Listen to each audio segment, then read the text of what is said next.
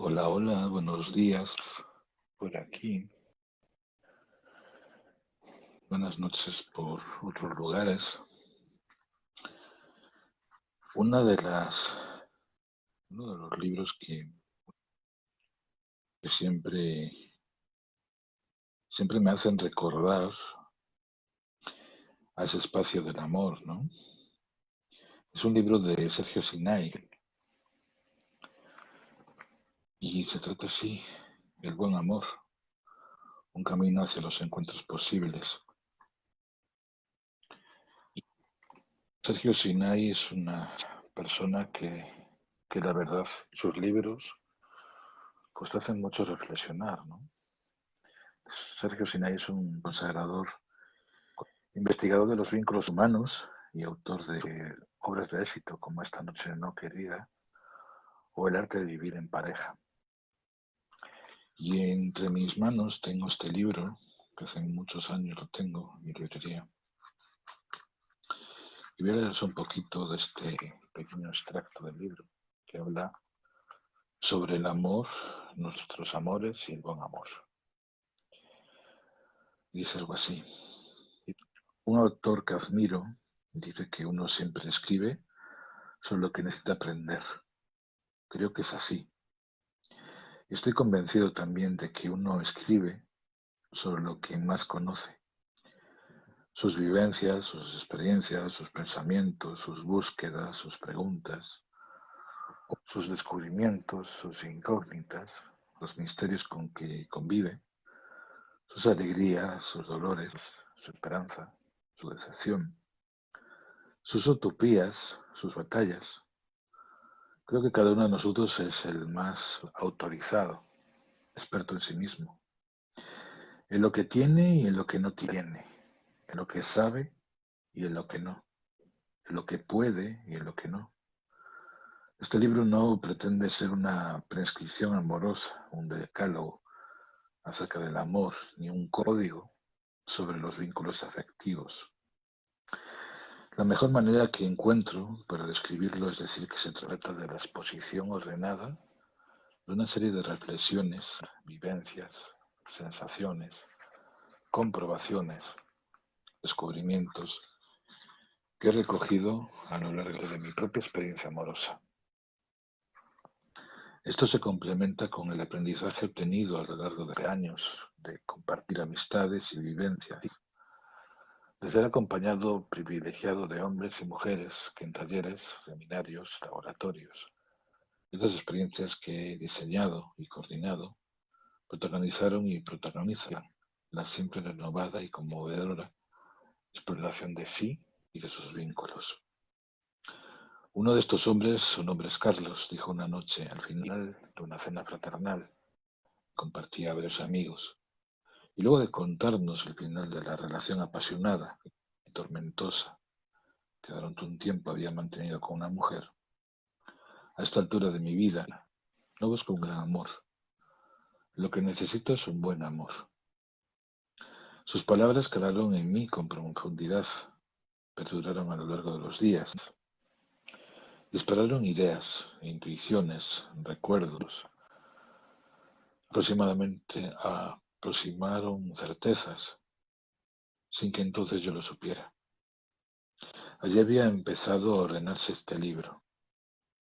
El mundo se mueve entre guerras, desencuentros, sucesos científicos, saltos tecnológicos, crisis económicas, incertidumbres, expectativas, revoluciones informáticas, transformaciones sociales y culturales. El planeta se convulsiona en ese ojo del huracán, que solo se repite cada 10 centurias. El cambio simultáneo de siglo y de milenio. En medio del torbellino, algo que me llama la atención es el malestar amoroso que tiene ese escenario. Lo digamos o lo callemos, lo tengamos presente de forma consciente, o en la ignorancia. Lo admitimos o lo neguemos, con aceptación o revelándonos, advierto que la mayoría de hombres y mujeres estamos inquietos por el rumbo de nuestra vida afectiva. Los que están en pareja muchas veces viven esa experiencia como un mal necesario. Peor es nada. Y con la sospecha de que la felicidad está en otra parte. Quienes se encuentran solos con mucha frecuencia creen que el remedio para todas sus inquietudes estará en una pareja y desplazan o postergan todo lo que vaya en esa dirección. Hay otros que van de desencuentro en desencuentro, echándole la culpa al destino, a la mala suerte o a los defectos de los demás, que, según ellos, son fóbicos, histéricas, egoístas, abusivos, aprovechados, etc. Todos con buena fe, con sinceridad, con tozudez o con resignación, insisten en creer en que el amor, o terminan por descreer de él. Pero, ¿qué es el amor? Desde que existe la especie humana, poetas, filósofos, psicólogos, bioquímicos, teólogos, pensadores de diferentes orígenes y orientaciones y opinólogos de ocasión han intentado capturar en una definición a esa categoría que finalmente se revela inapreciable. Cualquiera de esas definiciones es el amor, y ninguna lo es. Habrá otras y serán tan útiles o inútiles como las anteriores. No es mi intención agregar otra perla a ese collar. No lo tengo, no la tengo. En principio me parece más importante observar lo que el amor, o lo que cada uno define así, nos provoca, lo que mueve en nosotros, qué cosas oculta o ilumina, qué tipo de vínculos nos conduce. Estoy dispuesto, desde esa perspectiva, a sostener dos afirmaciones. Toda corriente, sensación, energía, sentimiento, emoción, vivencia, experiencia o impulso que reciba el nombre de amor necesita de la existencia de por lo menos dos seres para manifestarse. Ninguna corriente, sensación, energía, sentimiento, emoción, vivencia, experiencia o impulso que hiera, desmerezca, descalifique, discrimine, elimine o destruya a alguien, a quien lo ha experimentado, a quien lo recibe, puede nombrarse como amor. Creo importante aclarar porque el olvido de estas cuestiones provoca mucho daño y confusión. Así es como veo a personas que se precian de gran capacidad de amar, pero jamás establecen un vínculo con otro. O me encuentro con otras que van por el mundo escribiendo sus heridas, pérdidas, desengaños, penitencias amorosas, como si fueran medallas. Son tanto los hombres y las mujeres que integran ambos grupos que me resulta natural creer que el malestar amoroso es una gran epidemia con la que debemos convivir durante el nuevo milenio. No me propongo analizar aquí las causas con detenimiento, pero quiero dejar algunas hipótesis planteadas. En los últimos 40 años se han producido profundas transformaciones en los roles de la mujer y empiezan a producirse en los del hombre. Esto afecta a la sexualidad, a la pareja, a la familia. Los modelos de femenino y masculino están en transición y esto necesariamente influye sobre las relaciones. A pesar de todo esto, las ideas acerca del amor, la pasión y la pareja, que fueron fundacionales de la mitología amorosa occidental, siguen vigentes. Impregnan profundamente nuestras creencias, conductas y sentimientos. Cuando podemos quitarnos la pesada carga de prejuicios, expectativas, creencias y mandatos que nos han inoculado acerca del amor, queda en evidencia nuestro profundo analfabetismo amoroso. Cada una de estas hipótesis puede ser desplegada y explorada, pero no la haré hoy y aquí. Este libro no se propone indagar los porqués del amor.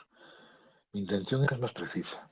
Las condiciones del buen amor son una propuesta acerca del cómo de nuestra experiencia amorosa. Es lo más importante atender el malestar. ¿Cómo podemos amarnos de una manera afectiva, enriquecedora, emocionalmente sanadora, fortalecedora y transformadora? El solo planteamiento de esta pregunta permite empezar a rastrear nuestros recursos y potenciales amorosas. Nos pone en contacto con nuestra interioridad esencial. Nos saca del pantano de las ilusiones apasionadas, que suele ser el camino más directo hacia la frustración, el dolor y la suma de heridas.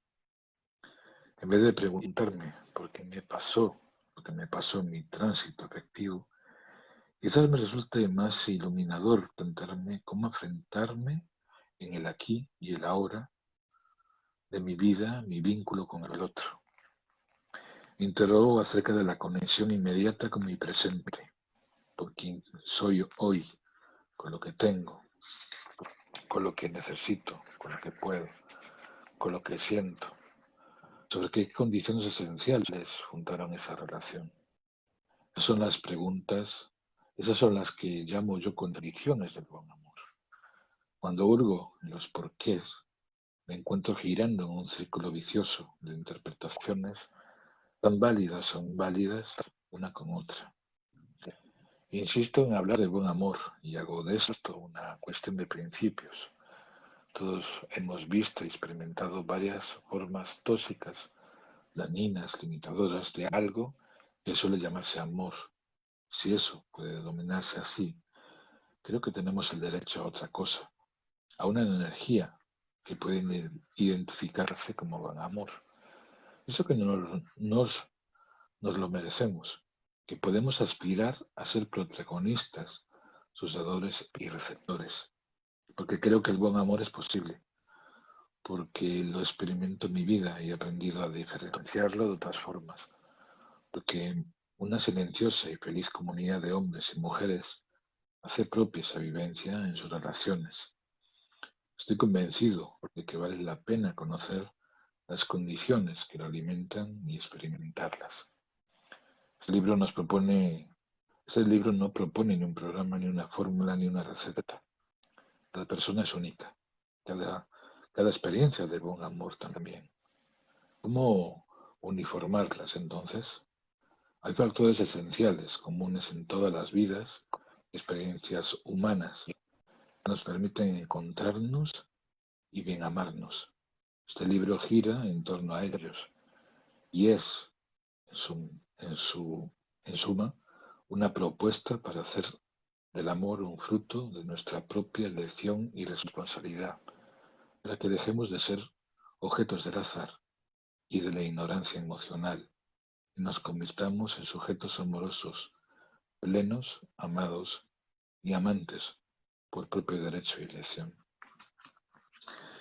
Y cuando leo este tipo de lecturas, muchas veces se me vienen a la mente muchas historias. Historias de personas que vas conociendo en el camino. Historias de esos viajes, ¿no?, que todo terapeuta o las personas que trabajamos dentro de la terapia nos conduce, ¿no?, a conocer este tipo de situaciones o de momentos, ¿no? Recuerdo una ocasión en una terapia con una persona que estaba en ese cambio amoroso, ¿no? Y eso también pasa mucho también en las relaciones de pareja, ¿no? Lo que le llamo yo la validación. La validación es cuando, por ejemplo, estás con una pareja, llevas a lo mejor 3, 4, 5, 6 años, y te das cuenta de que te falta algo en la pareja. Y automáticamente, para validar si realmente estás con la pareja correcta, automáticamente, tanto el hombre como la mujer, porque esto es un caso solo del hombre o de la mujer, surgen esas aventuras, que pueden ser unas aventuras en las cuales pues esa persona, esa pareja, pues no tienen relaciones. Entonces buscan la validación o la búsqueda de otra persona para validar exactamente esos vacíos internos que la persona en ese momento no tiene, ¿no? Porque no tiene relaciones. Y muchas veces esa persona a lo mejor busca a otra persona para validar y también sentirse valorada, ¿no? Muchas ocasiones, muchas parejas buscan a otras personas para decir, ajá, me puedo de nuevo enamorar de otra persona. O la persona que yo estoy viendo en ese momento, que camino por la calle y de repente me atrae esa persona, ¿no? Pues muchas veces esa persona pues dice, ah, me siento, se fijan en mí, ¿no? Y eso también pasa sobre todo mucho en las mujeres, pero también en los hombres. Y cuando estábamos trabajando ese tipo de situaciones, ¿no? Pues obviamente se notaba, ¿no?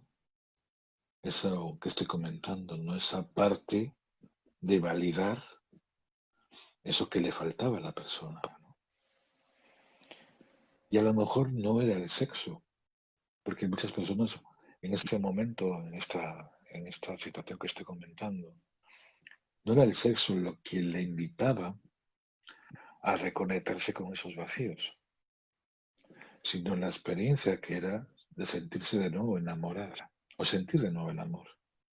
Porque también había una fluctuación cuando estaba esa persona con la pareja.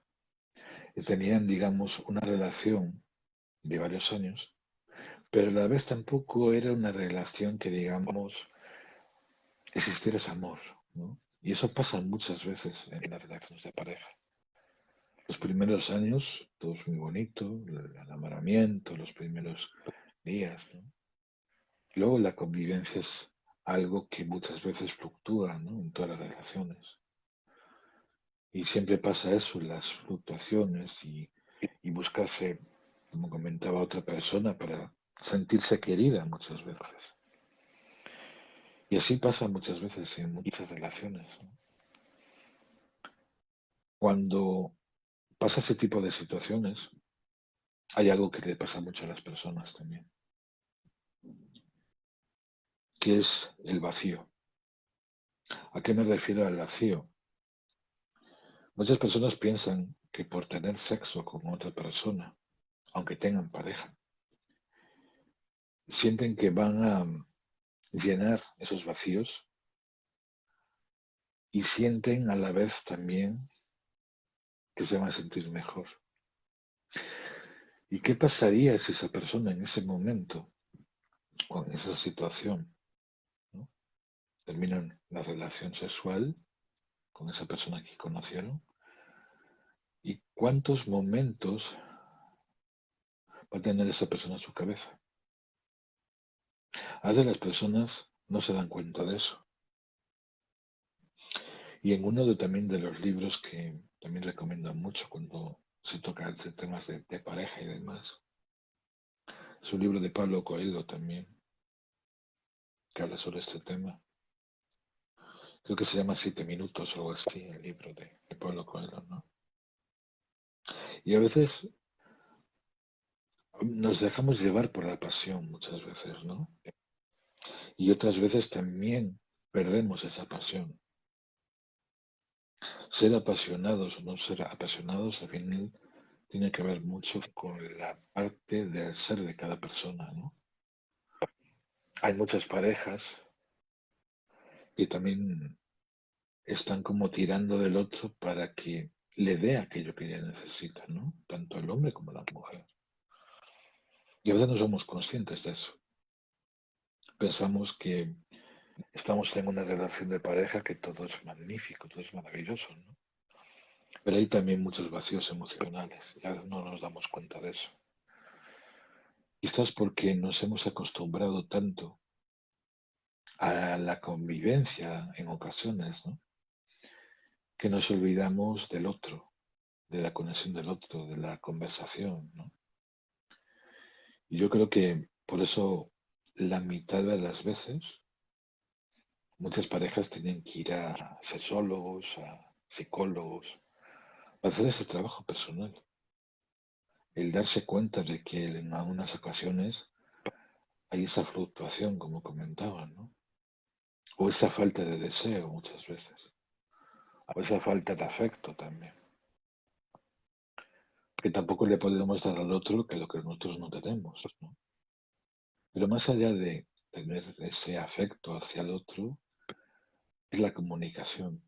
Yo creo que la comunicación se basa en no solo en la comunicación que tengas, ¿no?, con tu pareja, sino también hasta qué punto te abres con la pareja a experimentar determinadas cosas.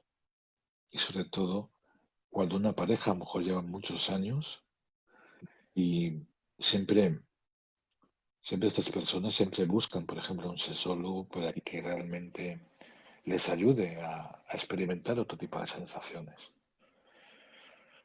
Y al final es algo que uno con el tiempo se da cuenta de este tipo de experiencias, ¿no? Y cuando se habla de sexualidad, y no es un tema que sepa mucho, pero sí, cuando uno lee, cuando uno se documenta, ¿no? Nos damos cuenta de que hay tantos tabús que muchas veces cuando una persona explora en la literatura, cuando uno explora en documentales, ¿no?, nos damos cuenta de la cantidad de cosas que tenemos que aprender. Por eso yo creo que uno de los éxitos tan grandes que hubo en las librerías fue ese famoso libro, ¿no?, Las tres sombras de Grey. Y a veces también cuando veo ese tipo de informaciones, a veces me pregunto, ¿no?, hasta qué punto el ser humano le hace falta experimentar determinadas cosas en la vida, ¿no?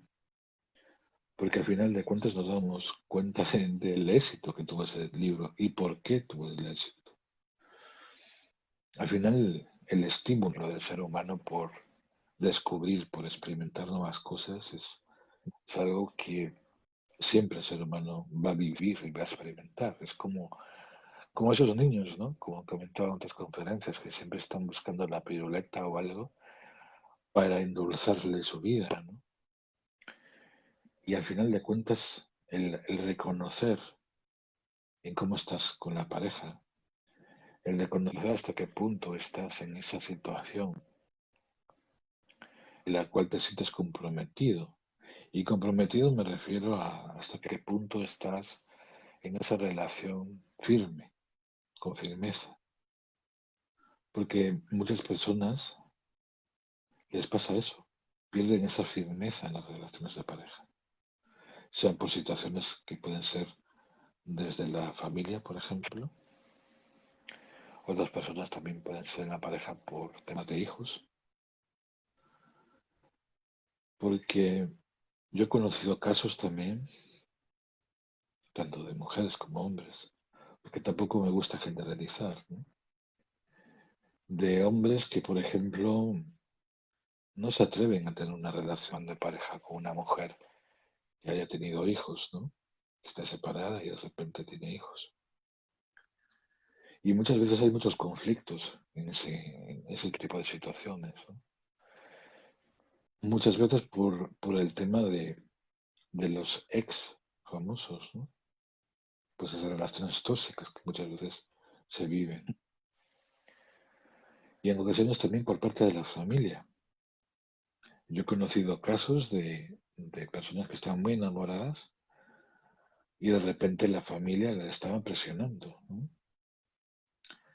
a convivir, por ejemplo, dentro del ciclo familiar, ¿no?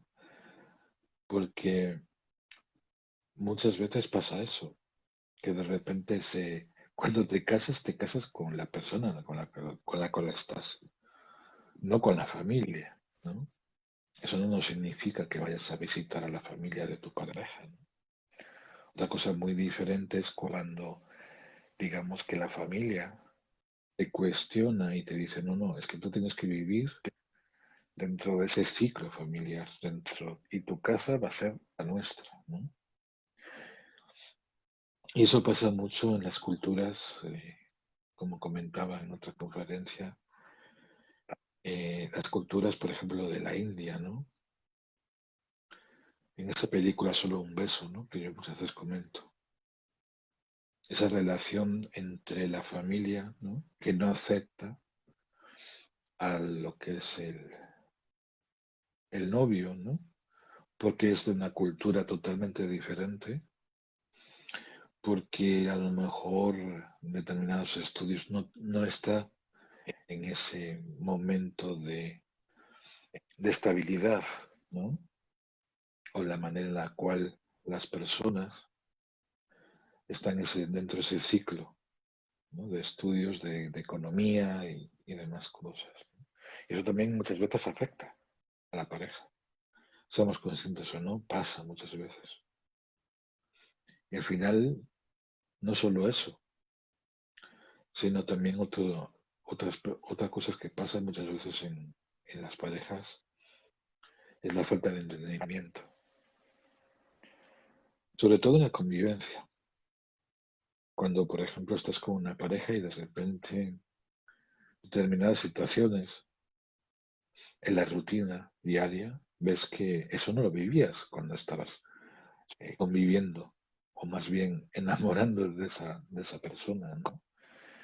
Y es como una adaptación que tiene que ver también mucho algo que las parejas muchas veces también necesitan, que es la educación emocional, ¿no? El cómo trata al otro en ese momento, porque no es lo mismo, como comentaba, ¿no? Estar enamorado de una persona y luego la convivencia que te lleva a situaciones que en su momento no veías, ¿no? Y por eso muchas veces las parejas rompen también, porque se dan cuenta de que no pueden aguantar la manera de vivir del otro. Yo creo que cuando vemos este tipo de situaciones, lo primero que buscamos es alguien que nos invite un poco a esa conversación, ¿no? Para entablar esa unión entre diferentes mentes, que al final todos son una, ¿no? Cuando convives con la pareja. Y al final tener una relación significa también un compromiso, pero no un compromiso con la otra persona, sino un compromiso entre las dos personas. Tienen que estar dentro de ese ámbito, ¿no? Aunque muchas veces los polos opuestos se atraen, ¿no? Y al final es una vivencia que uno tiene que experimentar también, ¿no? Bueno, quería comentaros esa pequeña charla que di hoy y recomendaros este libro que para mí es un libro para leer, para analizar, ¿no? Siempre me gusta cuando hago una charla aquí en Busca la Paz Interior que la gente busque, no una respuesta, porque como dicen muchos, la respuesta la tenemos nosotros, ¿no? Pero a veces es bueno analizar lo que vemos, lo que observamos, lo que nosotros mismos le buscamos en nosotros, ¿no? Y que alguien nos invite a reflexionar, a buscar esa parte que muchas veces con el tiempo, con los momentos del diario vivir, pocas veces nos paramos a pensar, ¿no? Y yo creo que siempre tenemos que tener espacio para reflexionar. Si no reflexionamos con lo que estamos viviendo en nuestra vida, que nos queda, ¿no?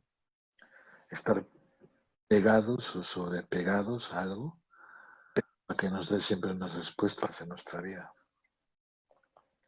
Yo siempre recuerdo las palabras de un coach que tuve hace muchos años, que cuando alguien le preguntaba, ¿no? ¿Cómo hago esto? ¿Cómo hago lo otro? Es que siempre tienes que buscar a alguien, ¿no? La respuesta de un coach que te diga. Y el trabajo es más interno. Todos los que alguna vez hemos trabajado las terapias, este mundo holístico, eh, incluso también en psicólogos, en psiquiatras, aunque son en diferentes ramas, nos estamos abriendo también a que los psicólogos también valoren un poco lo que son las terapias alternativas. Algunos son más estéticos, porque muchas veces cuando uno se enfrasca demasiado en el estudio, tampoco se abre a otra realidad. Y yo siempre soy una persona que siempre indago en mí primero para expresar lo que uno llega a sentir en cada momento. Por eso, como digo siempre, yo soy una persona que me tomo mis tiempos cuando analizo las cosas, me tomo mi momento para pensar qué puedo dar a los demás, sea en una charla, en una conferencia, en una reflexión, pero siempre llegando a esa parte que muchas veces no se llega, a esa parte humana. Yo creo que todas las personas que se toman el tiempo de escuchar una grabación o un audio en directo, siempre son personas que se están tomando el tiempo para ir más adentro de ellos mismos. Porque podrían estar haciendo otro tipo de cosas, ¿no? Tomándose un café o preparándose para ir al trabajo. Y aquí son casi las 8 de la mañana y al final de cuentas te das cuenta de que cuando una persona está en ese momento de poder, de autopoder, como comentaban en la anterior conferencia, ¿no? La vibración es totalmente diferente. Ya no tienes un guión, ya no tienes una manera en la cual te conectas con algo que está escrito, ¿no? Sino te conectas con esa esencia. Y eso es algo que muchas veces deberíamos de conectarnos siempre. Quizás lo que diga sea muy reflexivo para algunos, que no se toman o no nunca han indagado lo que es la esencia por sí mismo. Pero yo hace muchos años, en uno de los vídeos de YouTube, había puesto que yo había perdido mi esencia en algún momento. Como todos, en algún momento perdemos nuestra esencia. Quizás por las situaciones en las cuales vivimos, quizás por las personas que eh, van cruzándonos en nuestro camino. Y todos al final de cuentas estamos experimentando diferentes sensaciones. Quizás de una manera más emocionales, quizás de una manera más constructivas. Y yo creo que los años no es algo que importe mucho. Y sobre todo a mí muchas veces me sorprende cuando te das cuenta, estas personas de 40, perdón, de 60 años siguen cultivándose, tanto en el amor, tanto en el crecimiento personal. Y eso me invita muchas veces a la reflexión, ¿no? Porque nunca han dejado de ser niños, nunca han dejado de aprender, porque los niños son curiosos, ¿no? Y todas estas personas que tienen esa edad, 50, 60, 70 años, cuando ya tienes todo en la vida, cuando ya digamos que ya tienes tu jubilación, cuando ya tienes, digamos, un estado en el cual estás como viviendo la vida de otra manera, sigues creciendo. Y eso es algo que me invita siempre a la reflexión. Sobre todo cuando lo veo mucho cuando camino por la calle y de repente veo a un viejecito, una viejecita sentado en un parque y ves que el viejecito pues está observando, ¿no? El parque, la fuente, las palomas, ¿no? Y la otra señora pues agarrado a este señor, ¿no? O haciéndole una caricia en la mano. Ese tipo de situaciones a veces te hace pensar también mucho. Quizás porque en esos momentos han pasado tantas cosas que a veces no nos damos cuenta. Y esto pasa mucho en los pueblos, las ciudades no tanto, en los pueblos quizás más, porque quizás por la forma de vivir. Aquí en Galicia, por ejemplo, en la zona de los pueblos se vive de una manera totalmente diferente que en la ciudad. Y muchas personas que viven en ciudad muchas veces necesitan expandir su mente cuando se van, por ejemplo, a un lugar de la naturaleza, ¿no? Como puede ser un pueblo. No por el monte, no por las cabras, ¿no? Porque muchas veces es algo que me parece curioso, ¿no? Cuando las personas hablan de Galicia, ¿no? Y nos ponen ese acento gallego, ¿no?